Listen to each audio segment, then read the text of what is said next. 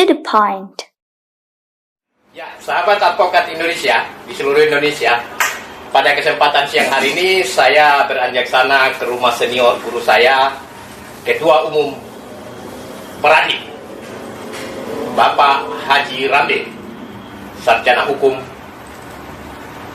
yang tetap setia di pada jalur advokat Indonesia. Kita bincang-bincang pada kesempatan siang hari ini. Banyak materi, banyak ilmu yang akan dibagikan oleh beliau kepada kita. Baik Pak Rambe, ini kira-kira ini dengan banyaknya organisasi advokat ini, apa yang kira-kira sebagai Ketua Umum Peradi yang bisa kasih gambaran dan masukan tentang ini? Banyaknya organisasi advokat yang marak sekarang ini, kalau dapat kita inventarisir sudah hampir 50 organisasi. 50, luar biasa. Yang 50 itu semua memiliki legalitas sebagai organisasi yang sah, diakui oleh undang-undang. Kecuali Peradi, saya belum ketahui apakah mereka sudah dapat. Ada berapa Peradi, Pak? Peradi ada, terakhir saya mendengar dapat 7, tapi yang beredar adalah 6. Ya, dari semua itu sepertinya belum memiliki legalitas yang sah menurut undang-undang ataupun menurut organisasi profesi ataupun organisasi kemasyarakatan. Nah itu yang terjadi kondisi pasca dari surat Ketua Mahkamah Agung. Sekali lagi, pasca terjadi diterbitkannya surat Ketua Mahkamah Agung 073 tahun 2015. 073. Ya, itu sehingga menjamurlah dari organisasi-organisasi yang satu dan lainnya sampai sekarang kurang lebih 50 organisasi. 50 organisasi advokat, luar biasa. Kemudian Peradi ada 7, Peradi ada 7, KAI ada 4, KAI ada 4, dan lain-lain sebagainya. Kadin ada 2, Kadin ada 2. Peradin semula ada 2, tapi ada 2. Sekarang sudah tidak. Karena satu telah berubah nama di bawah pimpinan saya. Karena saya ini orang bodoh, saya tidak akan mau berkutat di kebodohan itu. Ya. Nah, dari tidak akan mungkin ada lagi Islah, sudah tetap mempertahankan egosentris masing-masing. Saya berubah nama, ganti baju, menjadi dari persatuan menjadi perkumpulan. Ya. Perkumpulan Persatuan sendiri masih ada. Sekarang Perkumpulan Advokat Indonesia adalah disingkat disebut Peradin, adalah saya di bawah pimpinan saya. Oh, jadi bedanya persatuan dengan perkumpulan. Ya, luar biasa. Artinya berarti Pak Rambe ini berhasil keluar dari lingkaran setan daripada konflik-konflik. Iya. Yang seharusnya memang bisa ditiru oleh Peradi. Nah, itu. Mampu mau ganti nama atau merubah diri. Mereka itu pintar-pintar. Saya orang bodoh. Baik. Jadi kebodohan itulah aku bikin berubah. Ngapain saya harus berkonflik? Ngapain saya harus pepesan kosong mempertahankan yang tidak karu-karuan? Sementara saya ingin berkarya, ingin bersumbangsi, ingin beribadah untuk menegakkan hukum yang berkeadilan dari publik tercinta ini. Karena masyarakat bangsa ini sangat membutuhkan karya-karya seorang advokat yang idealis, menunaikan kewajibannya, melaksanakan, mengimplementasikan undang-undang advokat itu sendiri. Karena, mohon maaf Adinda, semua para advokat Indonesia hanya Peradin satu-satunya yang melaksanakan konsisten, konsekuen terhadap undang-undang advokat. Baik. Nanti kita cut dulu itu. Artinya masalah Peradin nanti Abang Anda akan bercerita panjang tentang itu. Ya. Tapi kita masuk dulu ke poin banyaknya organisasi. Apa ini? Fenomena apa ini sebenarnya sampai ada 50 organisasi advokat? Fenomena ini adalah suatu pengingkaran terhadap profesi advokat itu yang disebutkan dengan wadah tunggal. Di mana pada waktu kita bahas undang-undang advokat itu, termasuk juga Adinda pernah ikut, saya ingat bersama-sama dengan Abang di Komisi 2 dulu, sekarang Komisi 3 Hukum. Terjadi 2 yang alot berkali-kali dilakukan pembahasan antara single bar dan multi bar. Dengan segala argumentasi, dengan segala pendapat, semua pendapat ahli sudah didengarkan, memaksakanlah keadaan pada waktu itu menjadi wadah tunggal. Karena yang didengar suara pada waktu itu hanya Bang Buyung. Betul. Nah, sementara suara saya sendiri Ya. didengar tapi tidak pernah diperhatikan. Betul. Nah, di situ saya lontarkan kata-kata bahwa jika undang-undang advokat ini menjadi single bar, inilah kehancuran profesi advokat Indonesia. Karena di dunia ini tidak akan pernah ada, belum ada pernah namanya single bar. Amerika aja pada waktu itu 3.000 asosiat yang ada di Amerika. 3.000 pada waktu tahun 2000 itu. Belum Ya. 3 itu. Kita inventarisir dan saya tunjukkan persentasenya dengan slide bahwa jumlah asosiat di Amerika itu 3.000-an. 3.000. Nah, apalagi kita ini, mana mungkin kita lakukan itu? Satu.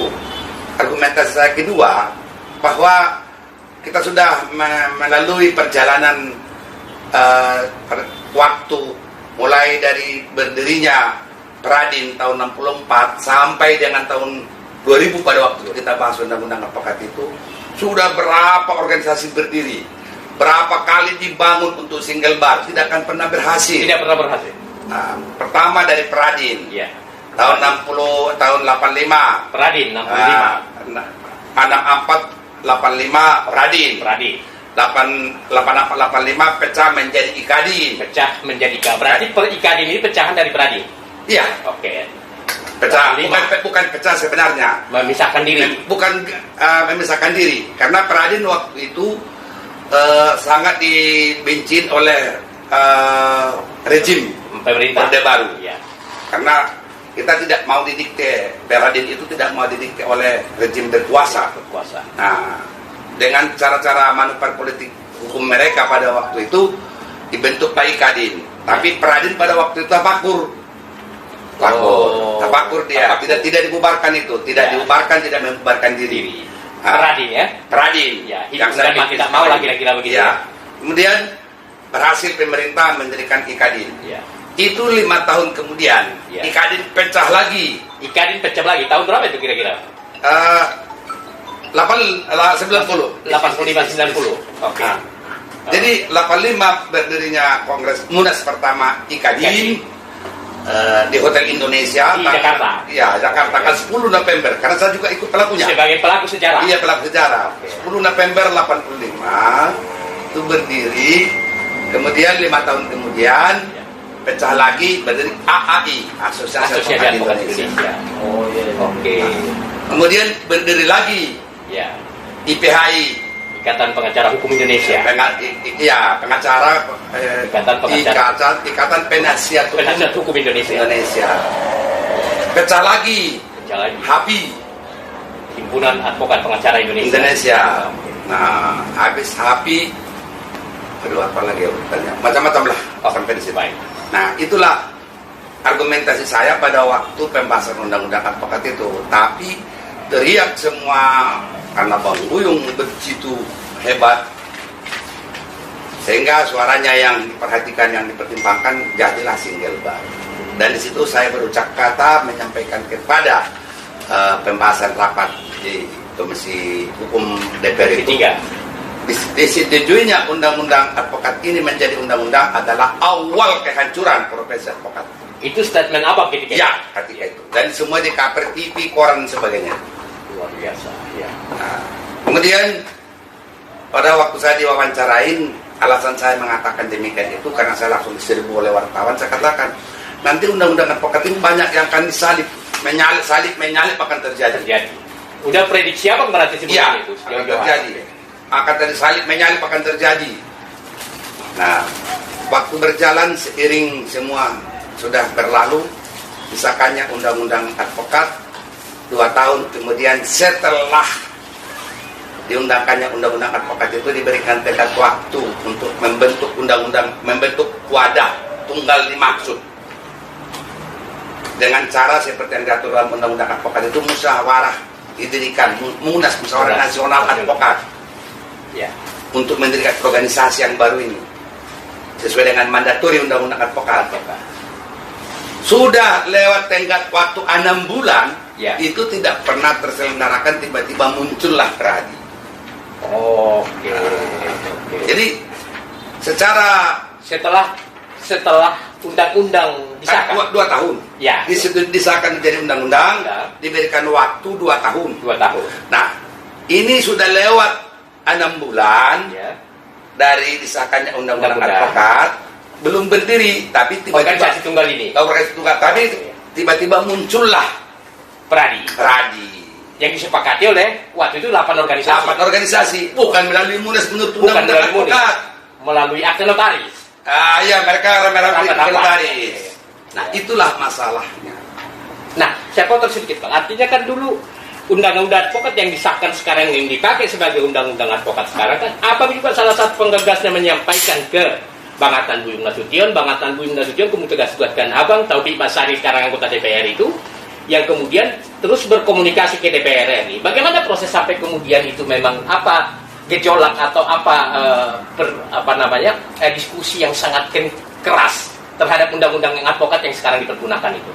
Apa ini gagasan itu? Mungkin bisa jadi karena Abang kan menjadi mitra taktis dan strategis Bang Atan Buyung ketika itu. Ya. Bisa Abang ceritakan itu supaya para advokat-advokat muda itu juga memahami proses pergeseran dari tidak adanya undang-undang advokat sampai kemudian disahkannya undang-undang advokat. Ya, awal mulanya gagasan tentang pembentukan undang-undang advokat ini adalah dari usulan pemerintah sebenarnya. Dalam hal ini Menteri Kehakiman pada waktu itu Muladi. Berbincang-bincang kita melakukan sedemikian rupa komunikasi, kita jalin hubungan baik yang semula bahwa pemerintah dengan advokat itu, apalagi organisasi advokat, sangat bertentangan satu dengan lainnya, tidak pernah seide. Tapi berhubungan karena sudah orang akademisi, Menteri Kehakiman waktu itu Prof. Muladi. Nah, inilah terjalin hubungan komunikasi dan sebenarnya kita bentuk sehingga pemerintah melalui Menteri Kehakiman meminta membuat draft undang-undang advokat. Ada istilahnya pada waktu itu, kalau sekarang saya tidak tahu apa istilahnya. Draft 1, draft 2, draft 3 dan seterusnya. Nah, tangan saya inilah pertama menulis draft undang-undang advokat yang sekarang ini, Pak. Ya, sekarang ini. Tangan saya pertama kali diminta oleh Menteri Kehakiman karena pada waktu undang-undang advokat ini atas hubungan Bang Buyung dengan Menteri Kehakiman Muladi waktu itu saya mediasinya. Nah, sehingga karena saya mediasi antara pemerintah dengan organisasi, sehingga posisi saya, jabatan saya selaku ketua bidang pendidikan dan pembinaan IKADI. Nah, makanya saya diberikan tugas untuk itu. Saya paret-paret lah mulai segala sesuatunya. Luar biasa. Berarti draft konsepnya itu awalnya dari Abang? Ya. Pada saat itu Abang juga masih kuliah pasca sarjana di UI. Nah, coba di sana dari segi ilmiah yang disebutkan dengan sekarang itu namanya naskah akademis. Belum akademis. Baru naskah. Oke. Naskah dulu kita susun, mana arahnya, kepentingan dan sebagainya. Baru setelah selesai naskah, saya presentasikan beberapa kali seminar di pasca sembari kuliah. Baik. Barulah keluar akademisnya, naskah akademis. Itulah namanya naskah akademis. Naskah akademis. Tapi ini draft sudah masuk ke DPR. Naskah nyusul. Nah, naskah ini sebanyak 65 pasal kita masukkan. Itu saya serahkan di Sekretariat DPR untuk disampaikan ke Komisi Hukum. Tapi sampai disetujui menjadi undang-undang advokat itu, naskah yang saya ajukan itu tidak pernah dipakai. Artinya kemudian ada kelompok-kelompok lain kemudian datang memberikan revisi lagi terhadap naskah akademis. Oke, kita nggak usah bincangkan karena Abang sudah lihat. Nah, masuk lagi ke tadi Bang, bahwa Abang setelah itu kemudian setelah terbentuk undang-undang advokat, kemudian terbentuklah Pradi yang disepakati oleh 8 organisasi di puncak, menandatangani akte notaris, kemudian terbentuklah Pradi. Nah, kira-kira apa waktu itu Bang? Setelah terbentuk Pradi itu bagaimana kelanjutan daripada organisasi yang lain setelah Pradi terbentuk, dan apa yang dilakukan Pradi ketika itu?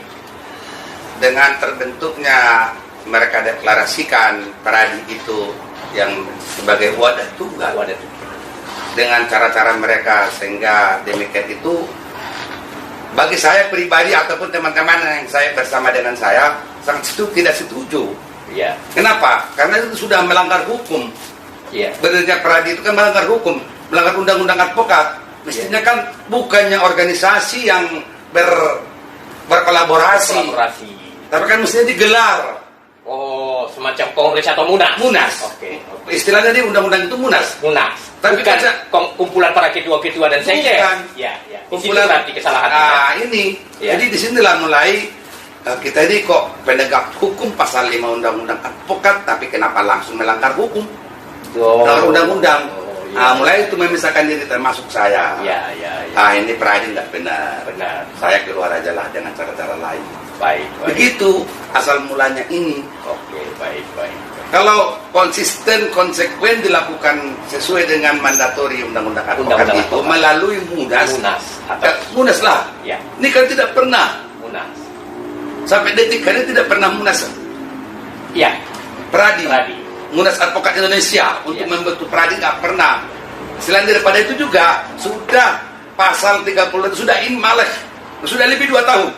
Oh, pasal 30 undang-undang advokat 32 yang mengamanatkan 2 tahun selama-lamanya sudah terbentuk organisasi advokat. Iya. Oh. Gitu. Sudah inmaleh. Ya. Bahasa hukum itu inmaleh. Artinya sudah melebihi kadaluarsa. Iya, sudah, iya betul. Jadi dengan demikian pasal 30 itu sudah tidak berlaku lagi. Automatically dengan pasal 28 wadah tunggal itu pun sudah tidak ada lagi. Nah, kenapa harus mempernyatakan diri kita harus wadah tunggal dengan sebutan ini kan gitu. Nah, jadi sehingga disinilah salah satu pelanggaran hukum yang dilakukan oleh organisasi profesi advokat sendiri, organisasi profesi advokat. Kok melanggar hukum? Tidak pernah ada munas. Sesuai dengan pasal undang-undang advokat itu terbentuklah Pradi. Nah, berarti setelah kemudian terbentuk Pradi, artinya abang bagian yang tidak setuju karena kesepakatan ketua dan sekjen partai yang dipuncak tadi di atas notaris tidak sesuai dengan amanat daripada undang-undang advokat, kemudian abang melakukan gerakan kembali, berarti kembali ke IKADI. Ya, melakukan konsolidasi organisasi IKADI. Kemudian dari situlah kemudian abang menggagas, memberikan masukan ide, kemudian terbentuknya atau diadakannya Kongres Advokat Indonesia. Kira-kira abang bisa jelaskan sampai kemudian artinya tidak Pradi dianggap tidak legitimate, kemudian kembali ke Pradi melakukan konsolidasi, kemudian terbentuk kemudian Adnan Buyung dan abang waktu itu juga salah satu penggagas kita bersama untuk itu melakukan Kongres Advokat Indonesia. Sebenarnya tidak demikian. Gimana? Kita masih berikan kesempatan peluang kepada rekan-rekan advokat waktu itu yang mengatakan dirinya pengurus DPN Pradi agar supaya diluruskanlah sejarah, dibuatlah perbuatan yang halal. Untuk mengesahkan, mengelegitimate Pradi itu, ini loh kami sesungguhnya melalui munas. Karena saya kembali tetap di Kadin, di pangkalan Kadin, maka 2 tahun kemudian di Kadin waktu itu umumnya Otto Hasibuan juga dia terpilih, mereka pilih bukan terpilih ya, mereka pilih si Otto itu ketua umum DPN Pradi. Dengan harapan kita pada saat Munas Kadin di Balikpapan 2007 ini ada kesadaran pihak masing-masing ingin meluruskan perbuatan, menghalalkan yang haram dan sebagainya. Tapi yang terjadi bukan demikian. Munas di Balikpapan itu. Kalau nggak salah kan juga ikut. Ikut. Pecah lah di sana Kadin juga. Itulah kemudian Kadin menjadi 2. Kadin menjadi 2. Kadinnya Teguh Samudra dan Kadinnya Otto Hasibuan. Nah, setelah itu kekacauan keadaan yang demikian itu sudah terjadi di tubuh sebagai penggagas, sebagai power daripada organisasi profesi advokat yang bisa adalah IKADI pecah 2, maka inilah terjadi kekisruhan. Maka adalah gagasan, kita gagaslah suatu kekuatan untuk meluruskan sejarah, meluruskan tujuan, kebaikan dan sebagainya, bahwa kita ingin melakukan membangkit kembali Pradi yang sudah tafakur pada waktu itu beberapa puluh tahun. Nah, dengan adanya gagasan membangun kembali Pradi, ide awalnya membangun Pradi kembali. terjadilah kristalisasi. Kristalisasi, ya. Kristalisasi untuk membangun Pradin, sehingga gagasan untuk jadi kongres.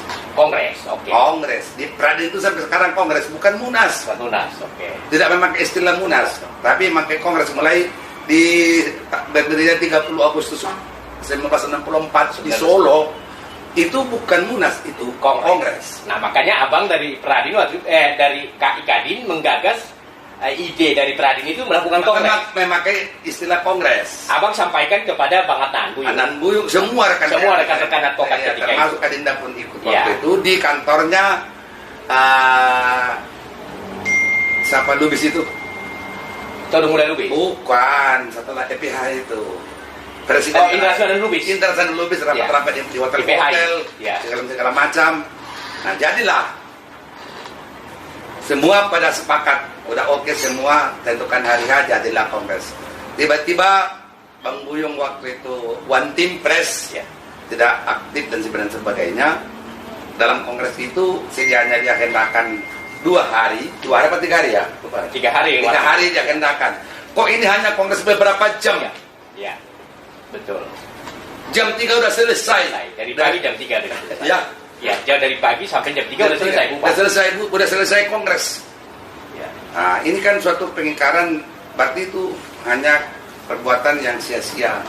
Nah, lahirlah bukan yang dipakai Pradin, tapi KAI, Kongres Advokat Indonesia. Nah, pada waktu itu abang dikasih jabatan ketua bidang apa, lupa saya lah.